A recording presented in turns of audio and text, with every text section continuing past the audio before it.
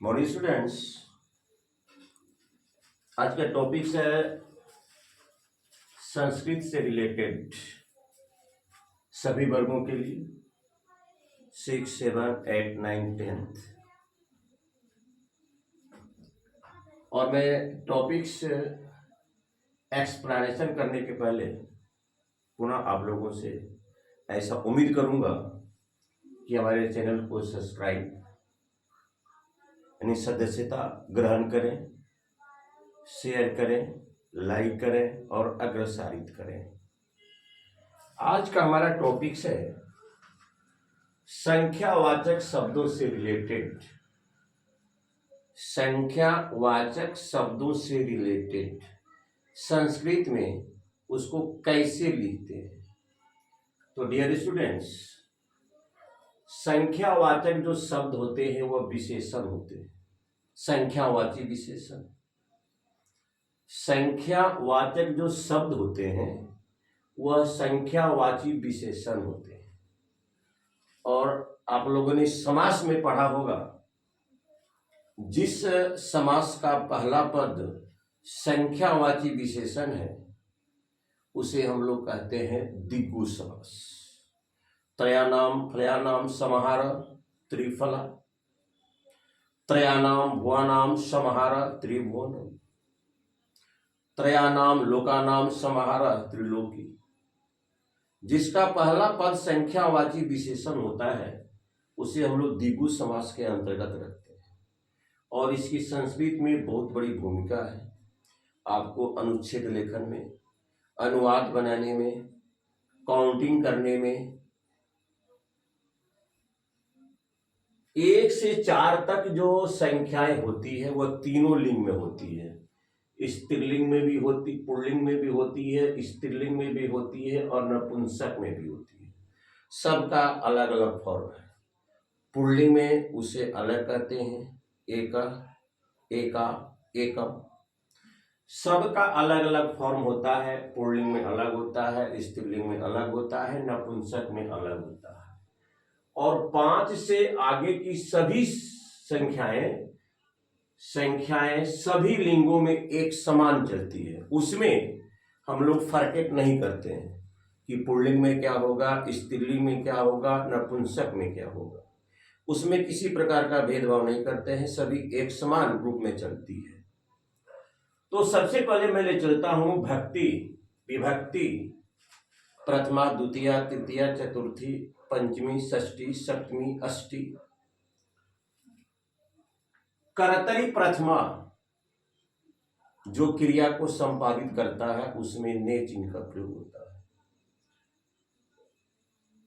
द्वितीया, कर्मणि द्वितीया, जिस पर क्रिया का फल पड़ता है, कर्म में द्वितीया विभक्ति होती है। तृतीया, करणे तृतीया, जिस साधन के द्वारा हमारा काम होता है, जिस साधन का हम उपयोग करते हैं, क्रिया में जो साधन के रूप में कर्ता और साधन दोनों संयुक्त अवस्था में होता है तो उसमें लगता है तृतीया। लेकिन दोनों में जब अलगाव होता है तो उसमें लगता है पंचमी। तो मैं आज चतुर्थी तक ही बताऊंगा। और क्रिया जिसके लिए संपादित होती है, जिसके लिए काम किया जाता है, उसे कहते हैं चतुर्थी। संप्रदाने चतुर्थी, संप्रदान कारक में चतुर्थी विभक्ति होती है। अब देखिए, पुल्लिंग है, स्त्रीलिंग है और नपुंसक है। 4 पुरुष, तो 4 का पुल्लिंग होता है चत्वारः और नर का बहुवचन नराः। नर का बहुवचन आपका नरा। स्त्रीलिंग में 4 का हम प्रोनाउंस करेंगे चतस्त्र। लता होता है स्त्रीलिंग, चतस्त्र लता। और जिसके लिंग का जब पता नहीं चल पाता है तो उसको हम लोग नपुंसक कहते हैं, जिससे दोनों का बोध होता है। चत्वारी फलानी, चत्वारी फलानी। द्वितीया में चलिए, को 4 पुरुष को, चार लताओं को, चार फलों को। तो चतुर नरान, चतस्त्र लता, चत्वारी फलानी।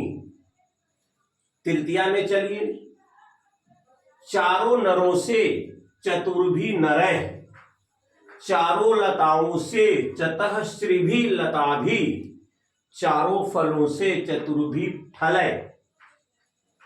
चतुर्थी में चलिए, चारों नरों के लिए चतुर्भ्यः नरेभ्यः, चारों लताओं के लिए चतस्त्रिभ्यः लताभ्यः, चारों फलों के लिए चतुर्भ्यः फलेभ्यः। तो यह ध्यान देना है कि 1 से 4 तक तीनों वचन में होता है, नपुंसक, स्त्रीलिंग और पुल्लिंग। उससे आगे का जो होता है सब संख्याओं का एक ही स्वरूप चलता है, चाहे वह स्त्रीलिंग हो, चाहे वह पुल्लिंग हो, चाहे वह नपुंसक हो। मैं पुनः कल पंचमी, षष्ठी, सप्तमी और अष्टमी तक चलूंगा, सप्तमी तक चलूंगा। मान लिया जाए, अब देखिए इसका यूज क्या है। चारों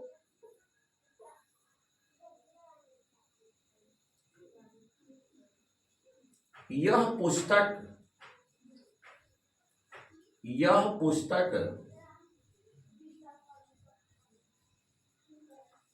चारों पुरुषों के लिए है।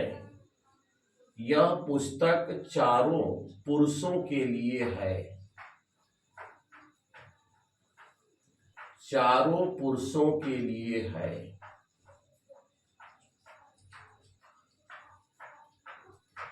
तो यह का इदम पुस्तक से एक ही का बोध हो रहा है। आप लिखिए पुस्तकम। के लिए चिन्ह चतुर्थी का है। के लिए चिन्ह चतुर्थी का है और पुरुष है पुल्लिंग। पुरुष है पुल्लिंग। तो हम लोगों को देखना होगा चतुर्थी विभक्ति में पुल्लिंग में देखना होगा। चतुर्भ्यः नरेभ्यः, चतुर्भ्यः नरेभ्यः, यहां लिखेंगे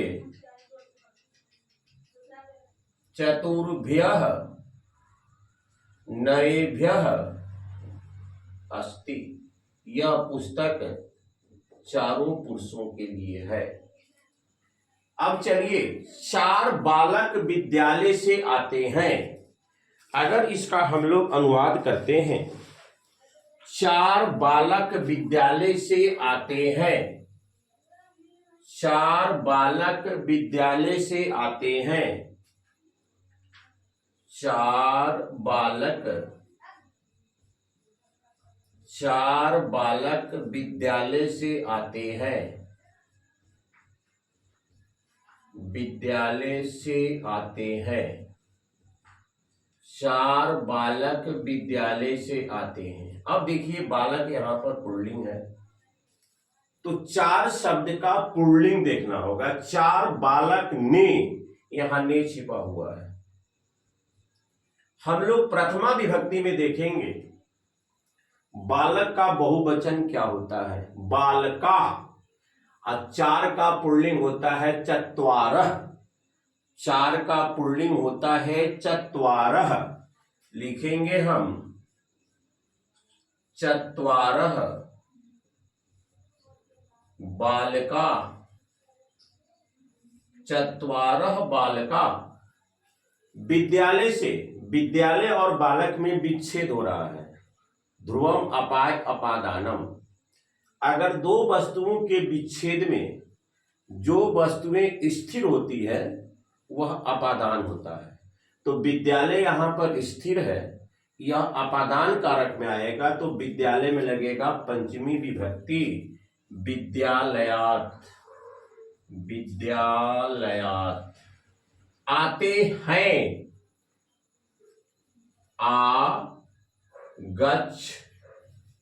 अब देखिए बालक बहुवचन में है तो क्रिया भी बहुवचन में होगी। और लट लकार की क्रियाएं हैं। तो तीतः अंति, ते के नीचे बालक जो बहुवचन में आएगा, जहां पर प्रथम पुरुष बहुवचन, तो उसमें अंति प्रत्यय लगता है। ते चत्वारः बालका विद्यालयात् आगच्छन्ति। अब चलिए, 4 बालिकाएं घर से पढ़ने के लिए गई। 4 बालिकाएं, 4 बालिकाएं, 4 बालिकाएं घर से पढ़ने गई, घर से पढ़ने गई। 4 बालिकाएं घर से पढ़ने गई। तो देखिए, बालिकाएं स्त्रीलिंग है, तो स्त्रीलिंग का क्या होता है? चतस्त्र। यहां पर लिखेंगे चतस्त्र। बालिका का बहुवचन बालिका, बालिका। यहां पर घर और बालिकाओं में विच्छेद हो रहा है। तो घर और बालिका में घर स्थिर है, बालिकाएं गतिशील है। तो घर में लगेगा पंचमी विभक्ति गृहात्। घर में लगेगा पंचमी विभक्ति गृहात्। पढ़ने के लिए तुमुन प्रत्यय, ये कृत प्रत्यय है। पठ में तुमुन लगा देंगे तो पठितुम, पढ़ने के लिए। खाद में तुमुन लगा देंगे तो खादितुम, खाने के लिए। तो यहां पर तुमुन प्रत्यय लगाएंगे तो पठितुम, पठितुम। और गई, ये हो गया भूतकाल की क्रिया। लंग लकार की क्रिया हो गई। तो लंग लकार में बहुवचन में, प्रथम पुरुष बहुवचन में अन होता है प्रत्यय, तो गच्छ में जोड़ देंगे अन और शुरू में जोड़ देते हैं अ, अगच्छन, अगच्छन। 4 बालिकाओं में वह तेज दौड़ती है। 4 बालिकाओं में, 4 बालिकाओं में वह तेज दौड़ती है। 4 नरों में, चाहे नरों लिखिए, 4 नरों में वह श्रेष्ठ है। 4 नरों में वह श्रेष्ठ है। 4 नर, नर का प्रथम पुरुष बहुवचन में देखिए चत्वारः नरा, चत्वारः, इसका 4 का हो जाएगा चत्वारः। लेकिन यहां पर क्या है, एक सूत्र होता है यतश्च निर्धारणम, यतश्च निर्धारणम। अगर सैकड़ों वस्तुओं के समूह में किसी एक को श्रेष्ठ बताया जाए तो उस वस्तु में सप्तमी या षष्ठी विभक्ति लगती है। सप्तमी या षष्ठी विभक्ति लगती है।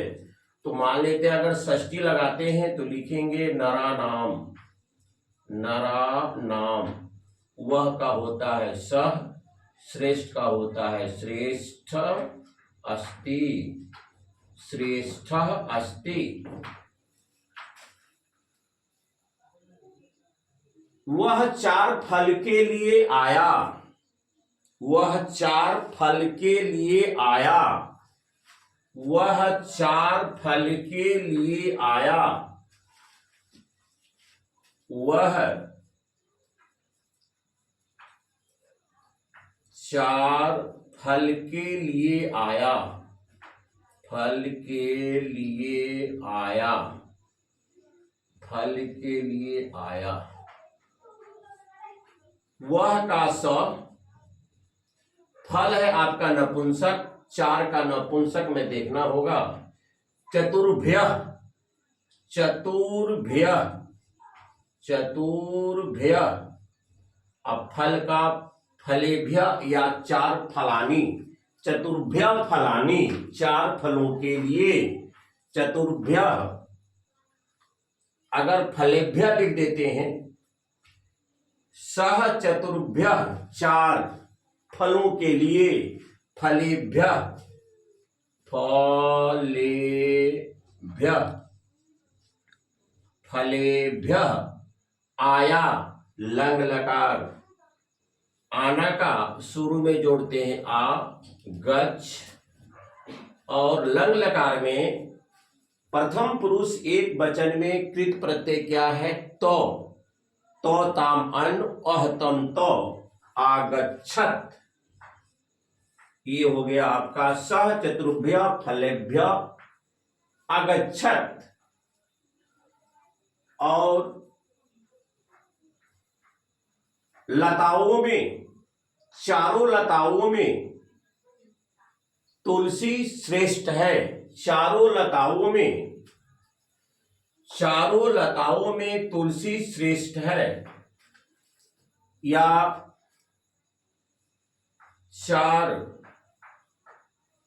चारों पादपों में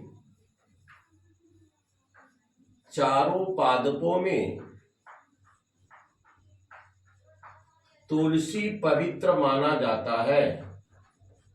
तुलसी पवित्र माना जाता है।